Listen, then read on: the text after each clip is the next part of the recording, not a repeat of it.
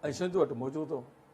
चंड साहब, हिते जेका delta G तबाही थी आहे, असांजी टीम जेका आहे उन ते पैकेज तयारु कयो आहे। पाणी जी शदीद खोट ऐं कोटी डाउन स्ट्रीम खां जेको घुर्बल पाणी आहे उहो न छॾण जे सबबि डेल्टा वारे इलाइक़े में जेका तबाही थी आहे, अचो त उहो पैकेज ॾिसूं था ऐं पोइ प्रोग्राम खे अॻिते वधायूं था। जी शकील, हिन वक़्तु असां मौजूदु आहियूं सिंध जे इंतहाई पोछड़ वारे इलाइक़े ठटे ज़िले जे डेल्टाई इलाइक़े में। जेकॾहिं हिते ज़िक्र करियो पाण त हीउ ख़ितो जेको आहे बुनियादी तौर ते जेको कोटड़ी डाउन स्ट्रीम में पाणी न अचण जे करे हिन वक़्तु मई जी जेका आख़िरी पछाड़कनि ॾींहंनि में मौजूदु आहियूं। त हिन वक़्तु सूरत हाल इहा आहे त हिते बदतरीन सामूंडी ऐं जेका डेल्टाई इलाइक़े में बदतरीन तबाही आई आहे। हिन जेका इलाइक़े खां थोरो अॻिते वधी केटी बंदर ऐं खारो छाण में पाणी छोड़ करे थो, सिंधु दरिया छोड़ करे थो। पर हिन वक़्तु सिंधु दरिया जेका आहे उहो छाकाणि हुनजे किनारा जेके आहिनि या हुनजो पेट आहे उहो सुकी ठूट थी वियो आहे, जंहिं करे पेट मां वारी उॾामी रही आहे। त मजबूरी तौर ते सूरत हाल हिते भयानक शिकिल इख्तियार करे वरिती आहे। हितां जी माहीगिरी सख़्तु मुतासिर थी आहे ऐं हिन ख़िते में बदतरीन तबाहकारियूं थियूं आहिनि।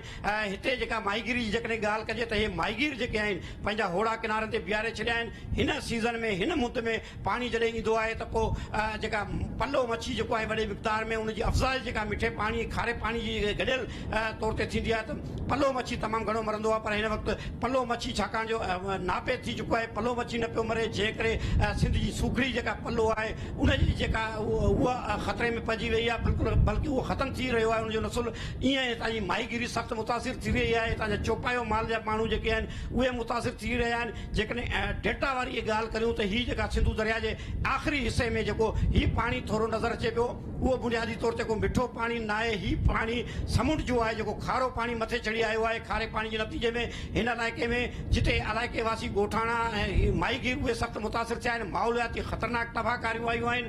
कोटड़ी डाउन स्ट्रीम में पाणी जो फुड़ो बि न अचण जे करे सिर्फ़ु कोटड़ी बैराज ते 10,000 क्यूसेक्स खां बि घटि हिन वक़्तु पाणी मौजूदु आहे। जिते ठटे, सिजावल, बदीन ऐं मीरपुर टंडे मोहम्मद ख़ान खे जेके चइनि वाहन ज़रिए पाणी फ़राहम कयो वञे थो उहो 80% ताईं पाणी जी खोट आहे। तव्हां अंदाज़ो लॻाए सघो था त हिते त पाणी जो फुड़ो मैसर न आहे, जंहिं करे जर जो पाणी खारो थी वियो आहे।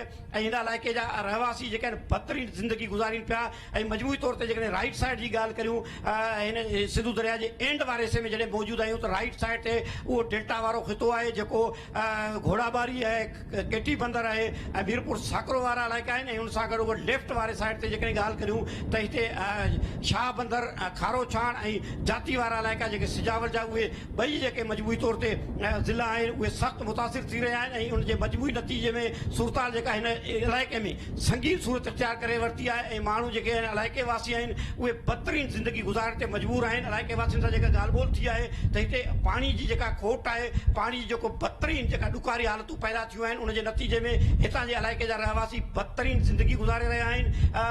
जंहिं करे डेल्टा में जेके तबाहकारियूं आहिनि उहे जीअं पियो तीअं शिदत इख्तियार कंदियूं पियूं वञनि। प्रोग्राम ऑन द रिकॉर्ड लाइ कैमरा टीम सां गॾु महबूब बिरोही, KTN न्यूज़, ठट्टो। जी, महबूब बिरोही असांजे KTN ठटे जो नुमाइंदो हो, जंहिं डेल्टा जी जेका तबाही आहे, पाणी जी खोट, मुसलसल खोट ऐं घुर्बल पाणी न मिलण करे जेका तबाही थी आहे ऐं ख़ासि तौर ते समुंड जो जेको खारो पाणी आहे, लखें एकड़ ज़मीन जेका आहे हिन वक़्तु ताईं उहो गड़काए चुको आहे। ऐं इहो सिलसिलो उन वक़्तु ताईं अञा वधीक गंभीर सूरत हाल अख़्तियार कंदो जेसि ताईं सिंधु दरिया में जेकॾहिं हुनखे पाणी घुर्बल नथो मिले।